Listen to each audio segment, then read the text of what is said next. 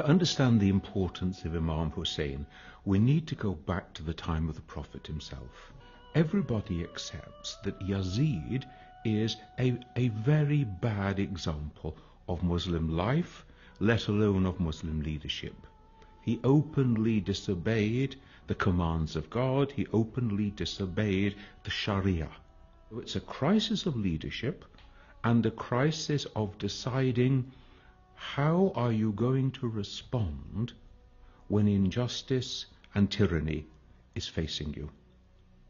Now, we have here a hadith of Prophet Muhammad which enables us to get a sense of the importance of this. He says on one occasion, the greatest jihad is to speak the word of truth into the face of a tyrant. This is the highest challenge to any human being, to actually face down a tyrant and not give in. So this is what's going on in the mind of Hussein in Medina with his community, and he knows that in a very short period of time he is going to be faced with the demand to make an oath of allegiance to Yazid, who he knows to be a totally unworthy person to lead the community. Something dramatic has happened in the Muslim community at this stage.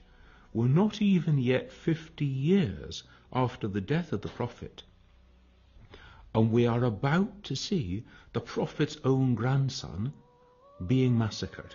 The night before the battle, Imam Hussein gathers together his people and says to them, look, tomorrow we're going to be attacked. Please, it's me they want. Go away. Leave. And they respond, we won't go. We will stay. We will die with you. And now we see another huge human dimension of the question. What do you do if you are the supporter of an upright, honest, just person who is facing injustice? Do you stand with him, even at the cost of your own life? Or do you run to save yourself? Now remember, none of these people knew what was going to happen. So we're not only talking about them being willing to sacrifice their own life, but also the lives of their women and the children.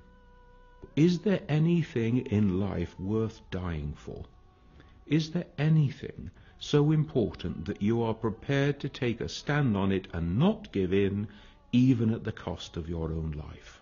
Al-Hur is lined up with the Umayyad army, and he knows that he is soon going to be given the order to attack. And he breaks ranks. And he rides down to Imam Hussein, he throws himself from his horse, and he asks for his forgiveness. I am the one. I have brought you to this place. I have corralled you in the field of your own death. Hussein raises him up, forgives him, and restores him to human dignity. Imagine the spiritual strength of one who will raise up the person who has brought him to the point of oppression. They are short of water, and somebody goes to try and get water, and so we have a heroic story. The half-brother Abbas goes to try to get water and bring it back to give it to the women and the children of the community, and he is cut to pieces in the process. Hussein actually takes out his own infant son, a baby in arms, and pleads with the Umayyads. I know that you've got it against me, but why should you have it against the baby? Give the baby water. Have mercy on the child. If you won't trust me with the water, I'll leave the child on the rock and you can give it water. And the response is to kill the child in the arms of his father. Imam Hussein does not belong to one group. He has been acknowledged and revered by figures of all demographics and denominations throughout time. If we are to understand the meaning of Karbala. We need to take it out of an Iraqi context, out of a Shia context, out of a Muslim context, and to see it as a piece profoundly of human drama. As a community, we have a history. We didn't just start with our own generation, and we can look back into how other human beings lived the human project. We can take examples from them. We can also take warnings from them. These are the circumstances that led these people to do these terrible things. This is the person who in this situation responded in this wonderful and noble way. Remembering, keeping alive, commemorating those events gives us something upon which we can reflect in our own human lives today. I, as a Christian, would also want to take my own lessons in remembering the events of Karbala, to remember the day. We have a phrase, to keep the day as holy. Holy not in the sense that this is a wonderful thing, but holy in the sense that this is a profound moment of human history. And then to remember the events, to keep them alive. The word remember doesn't just mean, oh, I recall the facts. It means, in a sense, remembering them, reliving them. They live on in my life and memory. And so I am reflecting then, what do those events mean for me today, and how do they speak to my human condition? I think the second thing is that Imam Hussein is called the Prince of Martyrs. And as the Prince of Martyrs, he gives an example to every human being of total surrender, total submission to the will of God. Because the martyr is one who makes the total surrender of their life to God.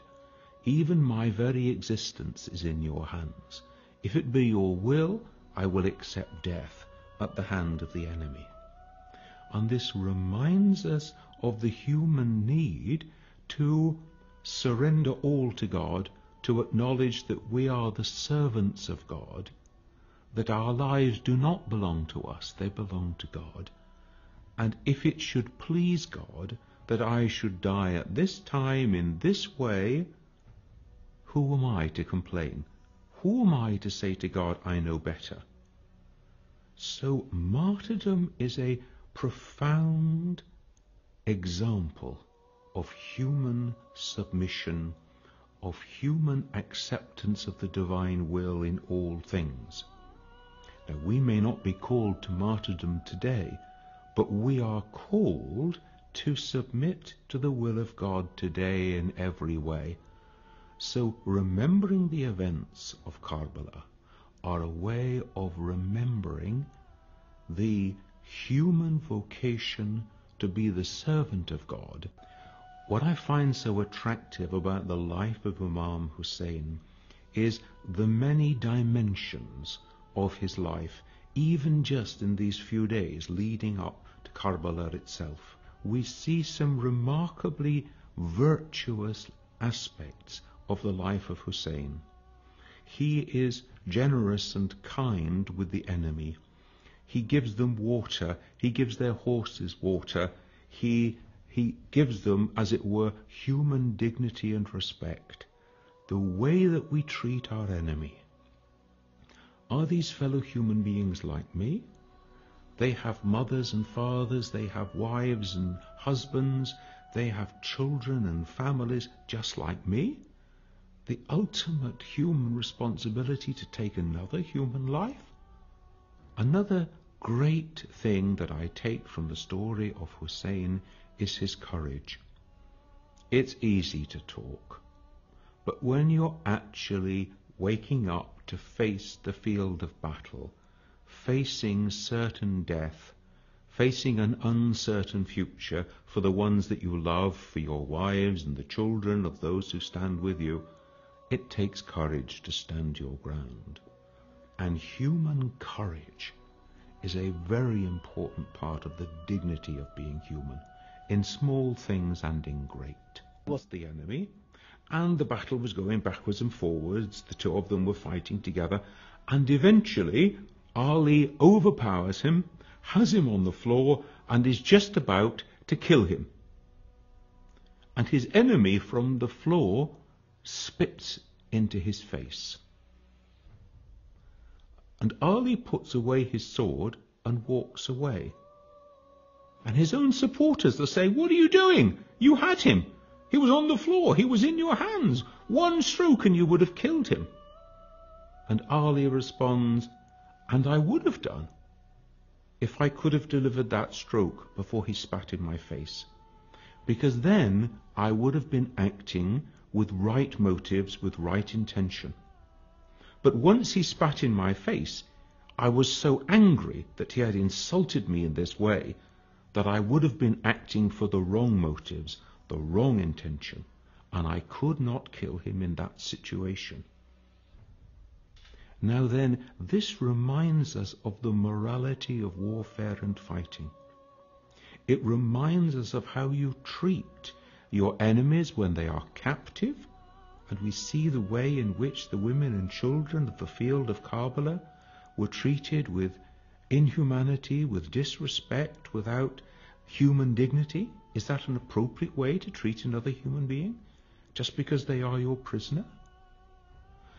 We see the way in which the dead are mutilated and destroyed so that you can hardly find bodies to bury. Hussein dies in the desert. His followers are killed with him. These are, in the terms of the world, pretty insignificant acorns. And yet it reminds us that God's acorns grow into mighty oak trees. Because here we are, 2,000 years after the time of Jesus, 1,400 years after the time of Hussein, and we remember them, and they are examples to us still, and their names live on in the lives of their followers in ways that they could not possibly have imagined. And it reminds us then, in our life of faith, what matters is not the impact that we have, how can we measure it, but how faithful are we to what God calls us to do and to plant, in the trust that the acorn that we plant today, however small it may be, in God's good grace and in God's good time, can grow into a mighty oak. This is the life of faith. We do not ask to see results now. Every day we have the opportunity to live the Karbala spirit. Every day we have the opportunity to show those higher virtues that Hussein showed. And so Hussein becomes a role model, an example for every human being.